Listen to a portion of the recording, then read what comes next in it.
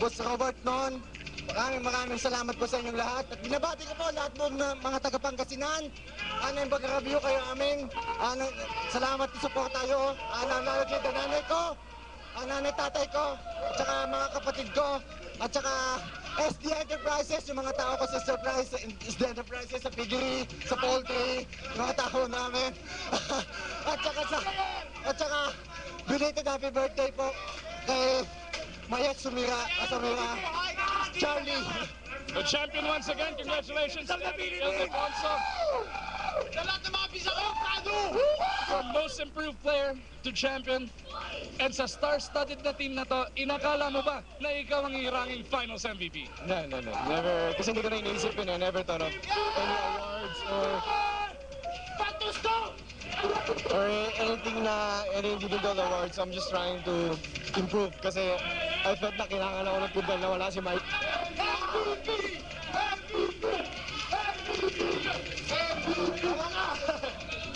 So, yun. So, I'm just... Okay ka ba? Okay lang. Congratulations once again. What a banner year for you. Ganito ba inisip mo nung pumasok ka sa PBA? Hindi. Kasi star-studded nga, so trying to learn from everyone. Trying to find yung role ko, kung ano yung matutulong ko sa team.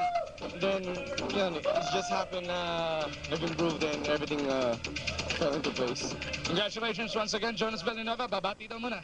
Pasalamat ako sa daddy ko, sa mga taga-Bukawi, Bulacan, kay Mayor John Joy, sa Sibak Party List, kay Congressman Joel, sa buong Villanueva family, sa suporta nila. They always believed in me. So, thank you sa inyo lahat. So that is what's going on right now from over here at the San Miguel Dugout. Punta muna tayo kay Miko and Jason, but we gotta Ito, okay na? Pasok na natin. Olsen Rararacela. No. Your 9th championship dito sa PBA. Does it ever get old for you, pare? No, you never get tired of winning eh. Para sa akin na...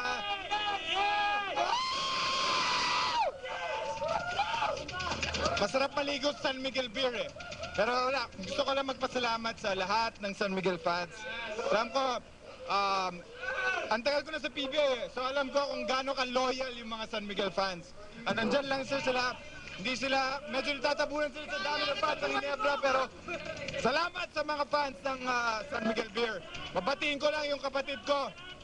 Nagpuyat niya. Nagpuyat, Wally. Kamusta ka? Wally, his wife Rio, and Diani, anak nila. Yun. 9 championships in the PBA, pero this one 4 years in the making. Mas special ba ito pag ganito? Oo, tagal na eh. And plus is new team. New teammates. Mantagal namin since the last championship with Coach Jong pa. So ito, medyo special. And before I hang up my jersey, gusto ko marami pa! Congratulations once again, future Hall of Famer Olsen Racela.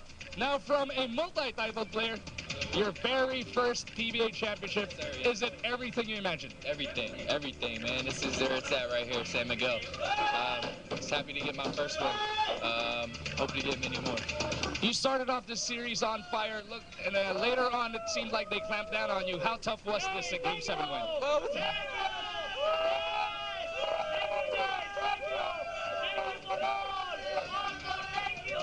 Well, I mean,